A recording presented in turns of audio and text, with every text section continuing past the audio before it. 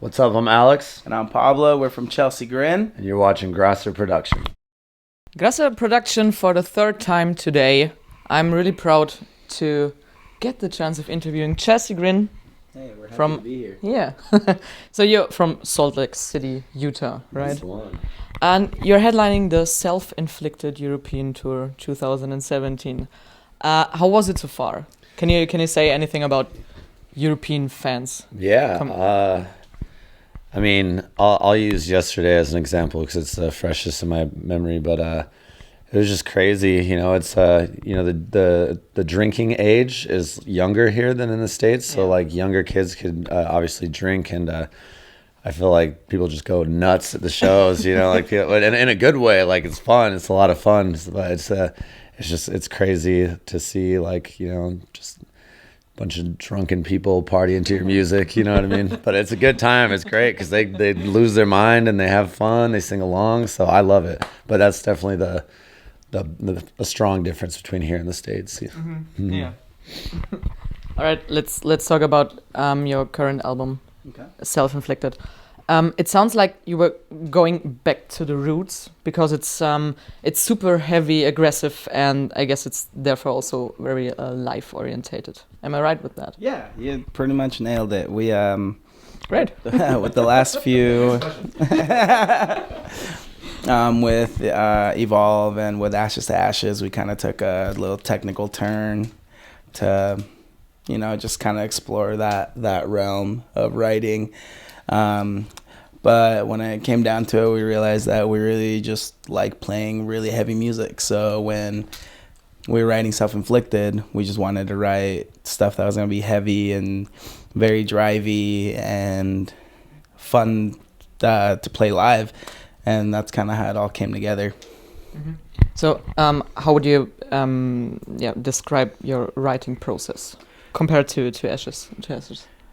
The process was pretty much the same. We just we'll sit in a room and write out some guitar riffs and we put the music together first, and then as the songs become instrumentally complete, then Alex kind of takes over and starts putting all the vocals to it. Mm-hmm.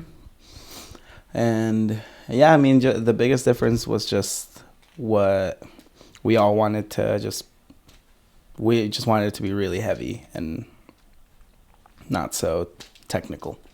Let's also quickly talk about your or the artwork for Self-Inflicted. What does this cover mean to you?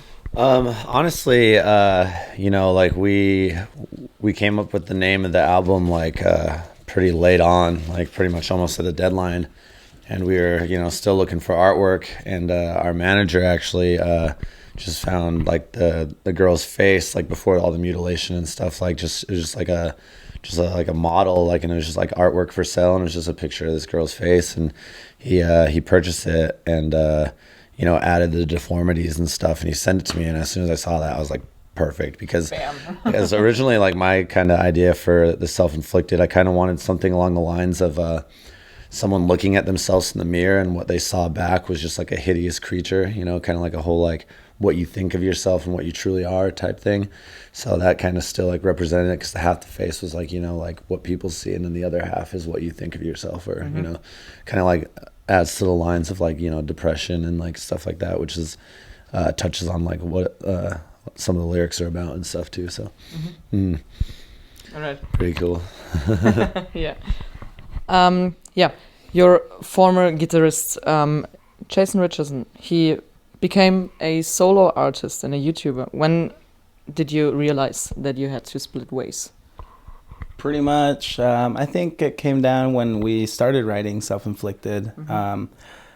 You know, Jason is an incredible musician, and he wants to play, you know, he wants to shred, and he wants to play fast, and he wants to play very crazy stuff. And back to what I was saying before, we just wanted it to be heavy and a little more simple. So we just had different ideas for what we wanted the next record to be, and that's how he ended up doing his own record, because he had so much cool stuff written that we didn't necessarily think was gonna fit with the next album, and so that's just kind of how it happened. We just creative differences.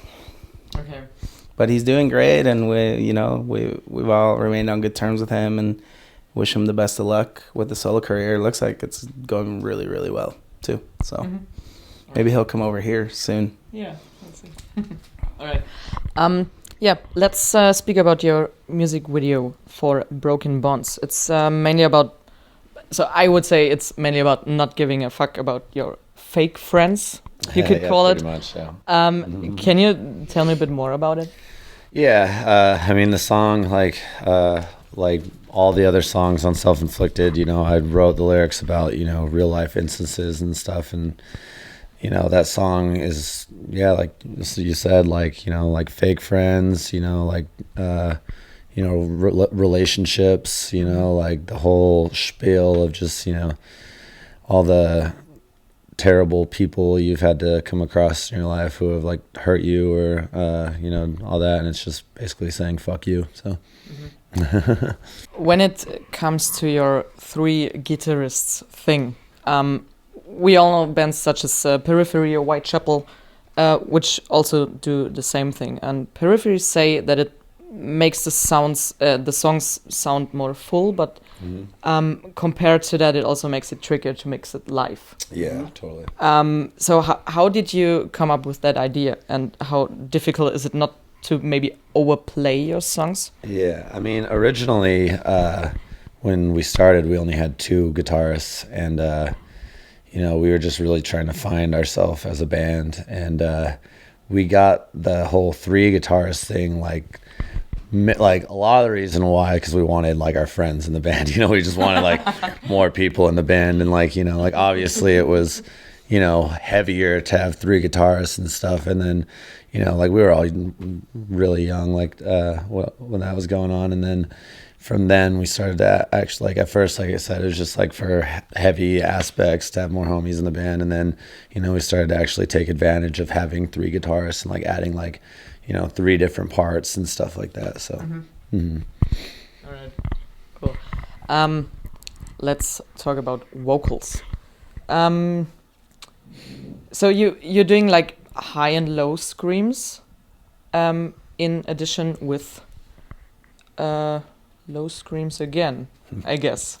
Yeah, I mean, both me and Pablo do vocals on the record. And also live. Yeah, live as well. Yeah, and then we like there's a lot of stuff that he like from our older songs that he does instead of me live. So we've kind of incorporated the whole two vocalist thing like throughout our whole set rather than just the new songs. And I personally like it because when I'm writing vocal parts, it's like I have so much room for options, because like it's like I physically cannot, it's like impossible for me to do all this, but I got another vocalist, so we can do all this crazy shit. You know, I like doing the back and forth stuff. Like I like doing like the overlapping type stuff, and it's just a lot of fun. It makes writing like, it just opens up like a whole new realm when I write vocals. It's awesome. I like it. Yeah, cool. Yeah. That's nice. Sometimes he forgets that I have to play drums too, so then he writes these crazy things, and we'll be practicing, and I'll be like, oh wait, I can't do that, and then he's like, damn it, and so it gets tricky sometimes. Yeah, I could imagine. because he can do it, you know, he can do it all, but I got my drums are my priority, and then I'm a vocalist. So, Yeah. But I think we figured out there on Ashes to Ashes. There's definitely some parts where we wrote a lot of it, and in the studio, like, or in a studio, and then I went out, I recorded the drums, and then we went and recorded the vocals, and we did everything before we actually played any of the songs live. So when we started playing the songs live, I was like, fuck, I can't do this. This is hard. And so with Self-Inflicted, we both gave it a little more thought to where my vocal parts were gonna be. I thought of the drums. I'm like, wait a minute, he's doing like a fucking 10-second long fill here. I definitely shouldn't put vocals right there. So we're figuring it out. I think we have it down. Okay, all right.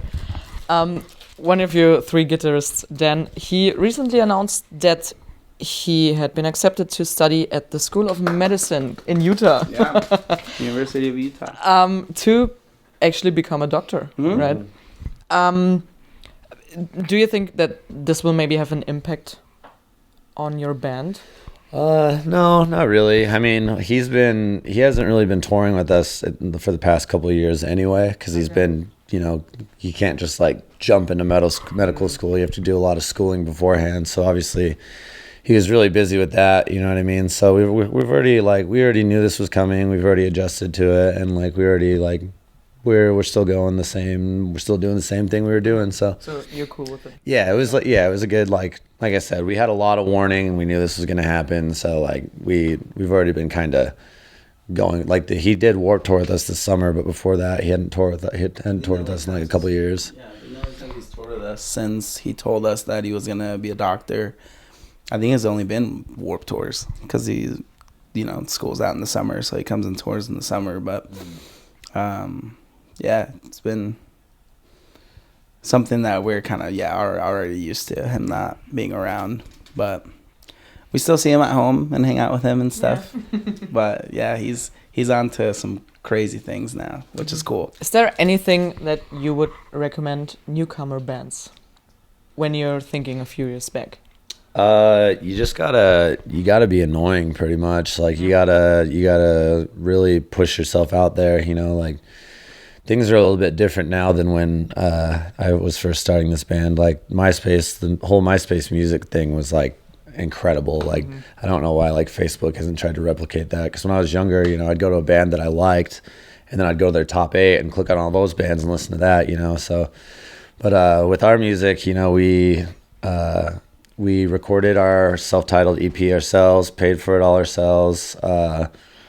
We made these little press kits that we sent to labels. We put the record in, we put photos of us live, we put a resume of bigger bands we played with, as if it mattered. We just thought it did.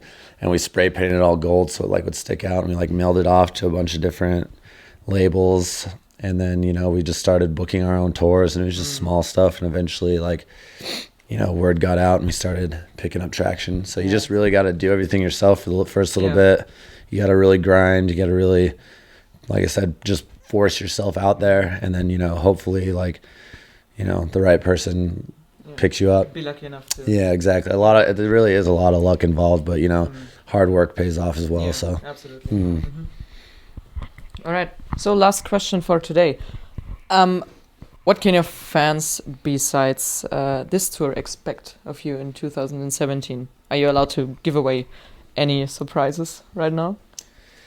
Yeah, I mean, obviously we're going to be touring really strong this year on the new record. That being said, we're still going to play a handful of older songs. We're really going to mix it up. So come to our shows. You're going to have a great time. Other than that, we're going to finish this year out strong, and we're also, in the meantime, on these tours and between these tours, we're going to be working on some new material as well. So, come to our shows, and then next year, get ready for some new stuff. All right. Yeah. Guys, thanks for the interview. Thanks for Let's say goodbye. Bye. Bye-bye.